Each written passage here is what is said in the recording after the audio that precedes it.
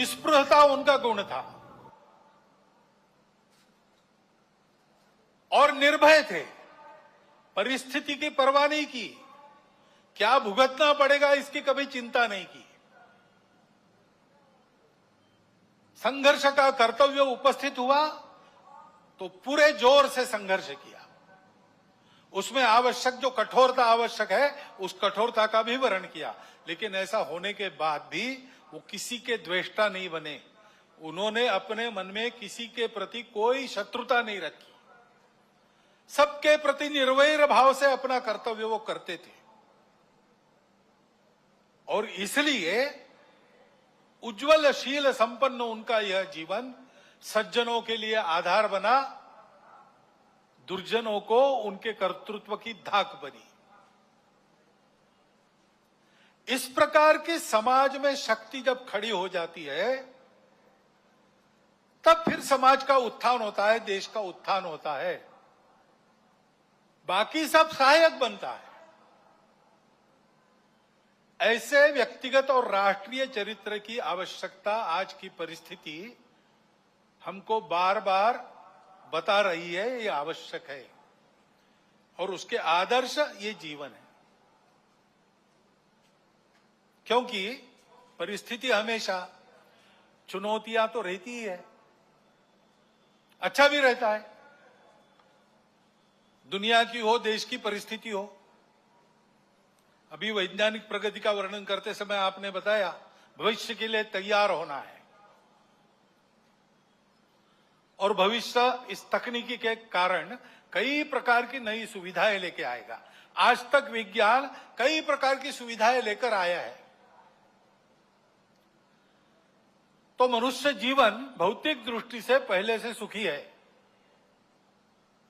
परंतु हम देखते हैं कि इतने प्रगत सुखी मानव समाज में अपने स्वार्थ और अहंकार के कारण कैसे कैसे संघर्ष चलते हैं। इस्राएल के साथ हमास का जो युद्ध छिड़ा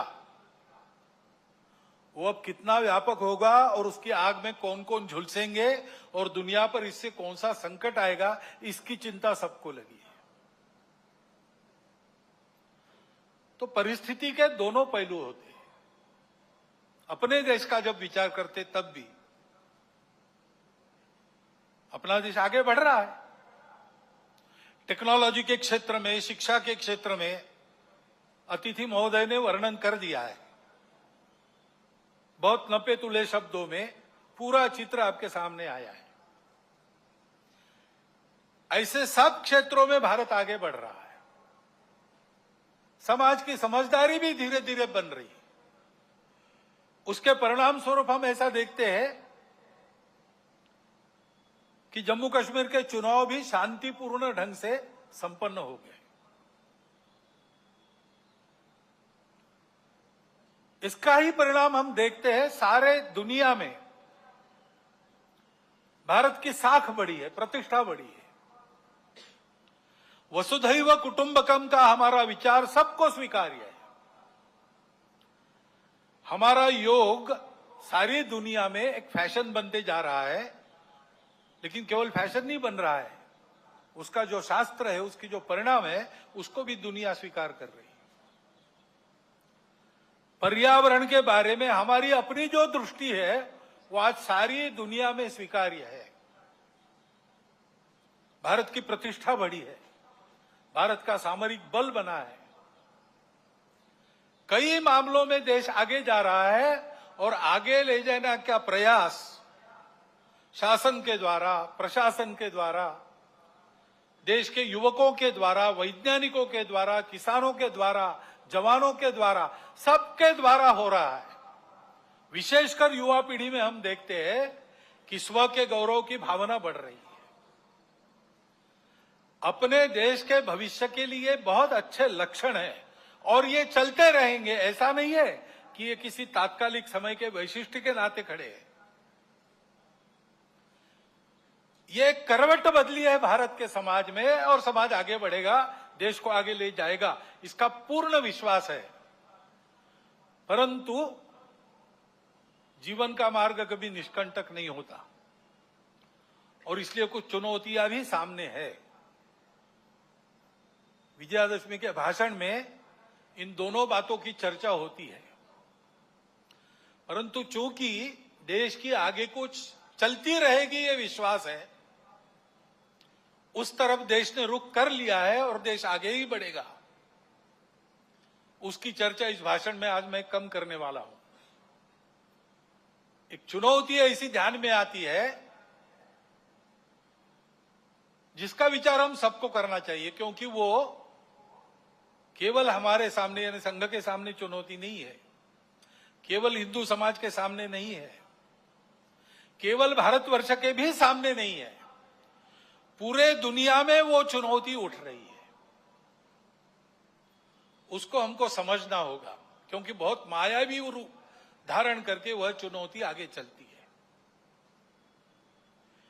इसलिए उसकी चर्चा करना मुझे आवश्यक लगता है। भारत आगे बढ़ रहा है, लेकिन भारत आगे न बढ़े ऐसा चाहने वाली शक्तियां भी दुनिया में है, जिनके निहित स्वार्थ मार खाते हैं भारत के प्रमुखत्व के कारण। वो अपेक्षा तो यही है कि उनका विरोध होगा, तरह तरह की चालें वो चलेंगे, भारत को दबाने का, एक विशिष्ट मर्यादा के अंदर ही बढ़ने देने का प्रयास करेंगे। वैसा हो भी रहा है, क्योंकि आखिर अभी तक भारत छोड़कर बाकी विश्व ने अपने स्वार्थ की बलि देकर भी दुनिया को बड़ा करने का मार्ग पकड़ा नहीं है। हम ये करते हैं, आज भी कर रहे हैं, सबको मदद करते हैं। हमारी शत्रुता करने वालों को भी आवश्यकता में मदद करने वाले हम हैं। शांति रहे इसलिए अपने हितों का बलिदान भी हमने कई बार किया है और करते हैं। ऐसा स्वभाव दुनिया में नहीं है, और इसलिए भारत आगे बढ़ रहा है या कोई भी देश आगे बढ़ रहा है, कल चल के हमारा स्पर्धक बनेगा ऐसा डर जिनको लगता है, वो उस देश में तरह तरह के उत्पाद करने में कम नहीं करते। भाषा तो विश्व बंधुत्व की होती है, परंतु वो वहां तक ही है। अपने निहित स्वार्थ ठीक रहने चाहिए, अपनी सुरक्षा को धक्का नहीं लगना चाहिए। और इसलिए दूसरे देशों में कई प्रकार के उत्पाद खड़े करना, जनतांत्रिक तरीके से वहां कोई सरकार चुन के कारोबार कर रही, उसको नीचे लाना, ऐसा दुनिया में चलते रहता है। ये दुनिया की रीति लगभग बन गई है, जो नहीं बननी चाहिए लेकिन है। अब हमारे पड़ोस में ही बांग्लादेश में क्या हुआ, उसके कुछ तात्कालिक कारण और पहलू है, ये बात ठीक है, लेकिन इतना बड़ा उत्पाद तो उससे नहीं होता।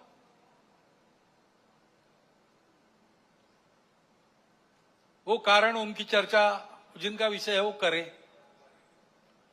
परंतु दो बातें ध्यान में आती है। पहली बात है कि उस उत्पाद के कारण वहां के हिंदू समाज पर जो अत्याचार बार बार होते हैं, उस परंपरा को फिर से दोहराया गया।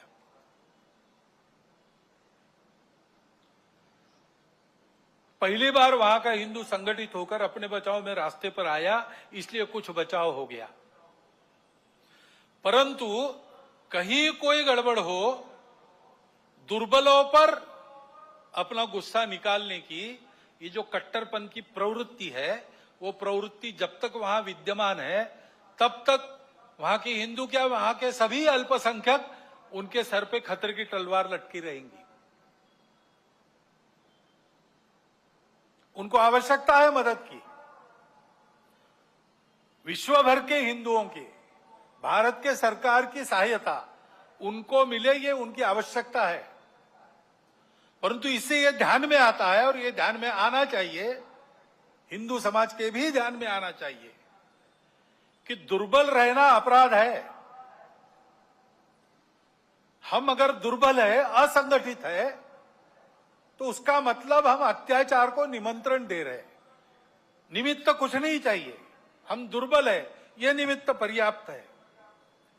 और इसलिए जहां कहीं भी हम हैं, वहां संगठित रहना, सशक्त रहना,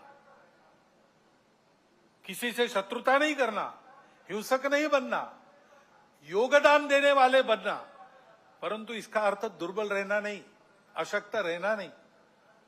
इसको हमको करना ही पड़ेगा। लेकिन दूसरी बात है हमारे सबके ध्यान देने की। अब वहां चर्चाएं ऐसी चलती है बांग्लादेश में कि भारत से हमको खतरा है और भारत से खतरा है इसलिए पाकिस्तान को साथ लेना चाहिए, वही हमारा प्रामाणिक मित्र है और दोनों मिलके, क्योंकि उनके पास न्यूक्लियर वेपन्स है, हम भारत को रोक सकते हैं। जिस बांग्लादेश के निर्माण में भारत की पूरी सहायता हुई, जिस बांग्लादेश के साथ भारत ने अब तक कोई वैरभाव रखा नहीं, आगे भी नहीं रखेंगे, उस बांग्लादेश में ये चर्चाएं हो रही है। ये चर्चाएं कौन करा रहा है? ऐसे वर्णन, नैरेशंस वहां पर चले, ये किन किन देशों की हित की बात है? ये तो देखने वाले, सोचने वाले समझते हैं, नाम लेने की आवश्यकता नहीं। हमारे देश में भी ऐसा हो, ये इच्छा है, क्योंकि भारत बड़ा बनेगा तो सब स्वार्थ के दुकान तो बंद हो जाएंगे और इसलिए भारत का ये सामर्थ्य न बने, ऐसे उद्योग चल रहे हैं।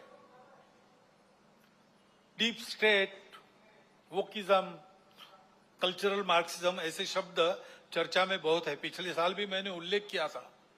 कुछ लोगों ने कहा था कि अपने यहां तो है ही नहीं। ऐसा नहीं है, अपने यहां है, बहुत पहले से है। क्योंकि केवल भारत नहीं, सभी सांस्कृतिक परंपरा के विरुद्ध ये विचार जाता है। परंपरा से दुनिया में कहीं भी कोई भी समाज जीवन में जो मंगल है, भद्र है, ऐसा मानता है, उसको ध्वस्त करना ये इनके कार्य प्रणाली का अंग है। और ये करने के लिए पहला सूत्र उनका होता है इन्वेड द इंस्टीट्यूशंस, संस्थाओं को कब्जे में लो। शिक्षा संस्थान है, विद्यापीठ है, शिक्षा व्यवस्था है, माध्यम है, बौद्धिक जगत है, इन सब पर अपनी पकड़ कायम करके उनके द्वारा समाज में विचारों की विकृति का प्रसार करना, विचारों को बिगड़ना, अपनी परंपरा के प्रति, अपने स्वत्व के प्रति अश्रद्धा से उत्पन्न करना। हम ही अपने लोगों को गाली दे, हम ही अपने बातों को तुच्छ माने, उनकी लज्जा करें, इस प्रकार का वातावरण पैदा करना। इतना बड़ा समाज है, उसकी कई विविधताएं हैं, उन विविधताओं को अलगाव में परिवर्तित करना नहीं है। वहां कोई जबरदस्ती विविधता आरोपित करके हम विविध है इसलिए हम अलग है, हम विविध है इसलिए हम एक नहीं है, हमारे